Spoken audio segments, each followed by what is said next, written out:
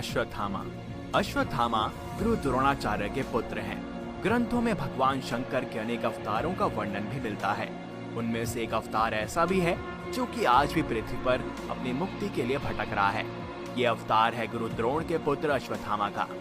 द्वापर युग में जब कौरव व पांडवों में युद्ध हुआ था, तब अश्वत्थामा ने कौरवों का साथ दिया था। धर्म ग्रंथों के अनुसार भगवान श्री कृष्ण ने ही ब्रह्मास्त्र चलाए जाने के कारण अश्वत्थामा को चिरकाल तक पृथ्वी पर भटकते रहने का श्राप दिया था। अश्वत्थामा के संबंध में एक प्रचलित मान्यता भी मिलती है। मध्य प्रदेश के बुरहानपुर शहर से 20 किलोमीटर दूर एक किला है। इसे असीरगढ़ का किला कहते हैं। इस किले में भगवान शिव का एक प्राचीन मंदिर है।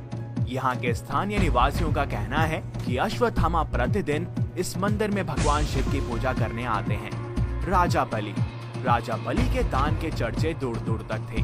देवताओं को हराकर राजा बलि ने इंद्रलोक पर भी अधिकार कर लिया था। बलि सतयुग में भगवान वामन अवतार के समय हुए थे।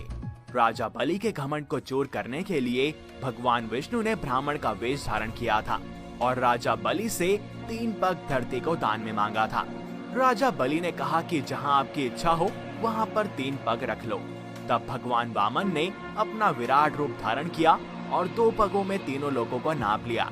जिसके बाद भगवान ने बलि से पूछा कि वो तीसरा पग कहाँ रखें। इस पर बलि ने कहा कि वे अपना तीसरा पग उसके सर पर रख दें। जिसके बाद भगवान ने अपना तीसरा पग यानी कि तीसरा कदम बलि के सिर पर रख दिया और उसे पाताल लोक पर भेज दिया। शास्त्रों के अनुसार राजा बलि भक्त प्रहलाद के वंशज हैं। राजा बलि से श्री हरि अति प्रसन्न हुए थे और इसी कारण से भगवान विष्णु राजा बलि के द्वारपाल भी बन गए थे और साथ ही उन्होंने राजा बलि को अमर होने का वरदान भी दिया था। कहते हैं कि आज भी राजा बलि जीवित हैं। माना जाता है कि प्रति वर्ष ओणम के दिन वे पृथ्वी लोक पर आते हैं और इस समय वे पृथ्वी पर घूमकर अपनी प्रजा को देखते हैं कि वो क्या क्या कर रहे हैं। कलयुग के अंत तक वे इसी लोक में रहेंगे और आने वाले मनवंतर में वे श्री हरि विष्णु की कृपा से इंद्र बनेंगे। ऋषि व्यास जिन्हें वेद व्यास के नाम से भी जाना जाता है, इन्होंने ही चारों वेद यानी कि ऋग्वेद, अथर्ववेद, सामवेद और यजुर्वेद सभी 18 पुराणों, महाभारत और श्रीमद् भागवत गीता की रचना की थी। वेद व्यास ऋषि पराशर और सत्यवती के पुत्र थे। इनका जन्म यमुना नदी के एक द्वीप पर हुआ था और इनका रंग सांवला था और इसी कारण से ये कृष्ण द्वैपायन भी कहलाए। इनकी माता ने बाद में शांतनु से विवाह किया, जिनसे उनके 2 पुत्र हुए, जिनमें बड़ा चित्रांगद युद्ध में मारा गया और छोटा विचित्रवीर्य संतानहीन ही मर गया था। कृष्ण द्वैपायन ने धार्मिक तथा वैराग्य का जीवन पसंद किया, किंतु माता सत्यवती के आग्रह पर इन्होंने विचित्रवीर्य की दोनों संतानहीन रानियों द्वारा नियोग के नियम से 2 पुत्र उत्पन्न किए, जो कि धृतराष्ट्र और पांडु कहलाए और इनमें तीसरे दासी पुत्र विदुर भी हुए। ऋषि व्यास के धर्म की स्थापना में जो भूमिका है, उसकी परिकल्पना करना हमारे लिए सोच से भी परे है। उनके इसी महत् कार्य के लिए वे त्रेता युग से द्वापर युग तथा कलयुग के प्रारंभिक अवस्था को देखने में सक्षम हो पाए। वो महर्षि वशिष्ठ के पोते थे। उनको हम आज भी उनके कृतित्व के लिए याद करते हैं, जो कि इस बात को सूचित करता है कि हमेशा ही अच्छे कर्म करने चाहिए। हनुमान। पवन पुत्र हनुमान को अजर अमर रहने का वरदान मिला हुआ है। वे भगवान श्री राम के परम भक्त हैं और हजारों वर्षों के बाद वे महाभारत काल में भी उपस्थित थे। महाभारत में एक बहुत प्रसिद्ध प्रसंग मिलता है, जब पवन पुत्र भीम की भेंट अपने भ्राता हनुमान जी से हुई थी। भीम को अपने ऊपर यह घमंड हो गया था कि वे सबसे बलशाली हैं, परंतु इस भेंट के दौरान वे हनुमान जी की पूंछ को भी नहीं हिला पाए थे और इस प्रकार पवन पुत्र हनुमान जी ने अपने अनुज भीम के घमंड को तोड़ा था। कहते हैं कि पवन पुत्र हनुमान जी समय के अंत तक धरती पर रहेंगे। विभीषण।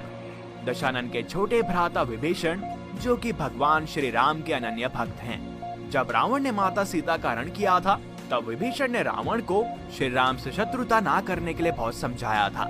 इस बात पर रावण ने विभीषण को लंका से निकाल दिया था, जिसके बाद विभीषण श्री राम की सेवा में चले गए और रावण के अधर्म को मिटाने में धर्म का साथ दिया और इसीलिए इनके धर्मनिष्ठ गुण से प्रसन्न होकर प्रभु ने इन्हें दीर्घायु होने का वरदान दिया। हालांकि ध्यान देने वाली बात यह है कि मौलिक तौर पर विभीषण चिरंजीवी तो नहीं है, परंतु उन्हें लंबे समय तक जीने का वरदान मिला है। पुराणों के अनुसार विभीषण महायुग के अंत तक जीवित रहेंगे। कृपाचार्य कृपाचार्य अश्वत्थामा के मामा और कौरवों के कुलगुरु थे। शिकार खेलते हुए महाराज शांतनु को 2 शिशु प्राप्त हुए। उन दोनों का नाम कृपि और कृप रखकर शांतनु ने उनका लालन पालन किया था। उनकी बहन कृपि का गुरु द्रोण के साथ विवाह हुआ था और इसीलिए वे अश्वत्थामा के मामा थे। माना जाता है कि दोनों ही कुरु और पांडु वंश के कुलगुरु थे। उन्होंने दोनों ही कुरु तथा पांडु वंश के राजकुमारों को शिक्षा प्रदान की थी। कहा जाता है कि वे बहुत ही असाधारण गुरु थे। उनके सामने सब कुछ समान थे। उन्होंने दोनों ही वंश के राजकुमारों को कई विद्याओं का ज्ञान भी दिया था। हालांकि परिस्थितियों के चलते उन्हें कौरवों की ओर से शस्त्र उठाने पड़े थे। परशुराम भगवान विष्णु के छठे अवतार हैं परशुराम। परशुराम के पिता ऋषि जमदग्नि और माता रेणुका थी। माता रेणुका ने 5 पुत्रों को जन्म दिया, जिनके नाम क्रमशः वसुमान, वसुषेण, वसु, विश्वावसु तथा राम रखे गए। राम ने शिव जी को प्रसन्न करने के लिए कठोर तप किया था। शिव जी तपस्या से बहुत प्रसन्न हुए थे और राम को अपना फरसा प्रदान किया था। इसी कारण से राम परशुराम कहलाने लगे। इनका जन्म हिंदी पंचांग के अनुसार वैशाख मास के शुक्ल पक्ष की तृतीया को हुआ था। इसलिए वैशाख मास के शुक्ल पक्ष में आने वाली तृतीया को अक्षय तृतीया कहा जाता है। भगवान परशुराम राम के पूर्व हुए थे, लेकिन वे चिरंजीवी होने के कारण राम के काल में भी थे और द्वापर युग में श्री कृष्ण के समय पर भी। हिंदू धर्म के अनुसार वे पहले ऐसे ब्राह्मण थे जिन्होंने ब्राह्मण तथा क्षत्रिय दोनों ही धर्मों का एक साथ पालन किया था। वैसे तो वो एक अजय योद्धा थे और उनके शौर्य के सामने कोई भी नहीं टिक सकता था। उन्होंने कई राजा और महाराजाओं को हराया था। माना जाता है कि वे आज भी महेंद्रगिरी के पर्वत जो कि ओडिशा में स्थित है वहाँ पर विराजमान है। महाभारत काल में भी उनका निवास महेंद्र पर्वत में ही था और कलयुग में भी वह महेंद्र पर्वत पे ही भगवान विष्णु के अंतिम अवतार भगवान कल्कि के उपदेशक के रूप में पुनः उपस्थित होंगे। आपको यह भी बता दें कि भगवान परशुराम ने 21 बार पृथ्वी से समस्त क्षत्रिय राजाओं का अंत किया था। इसके अतिरिक्त उन्होंने अपनी माता रेणुका का भी वध किया था। पर भगवान परशुराम ने ऐसा क्यों किया, ये हम अपने आने वाले वीडियोस में जरूर बताएंगे। अब बात करते हैं एक और चिरंजीवी की, ऋषि मार्कंडेय।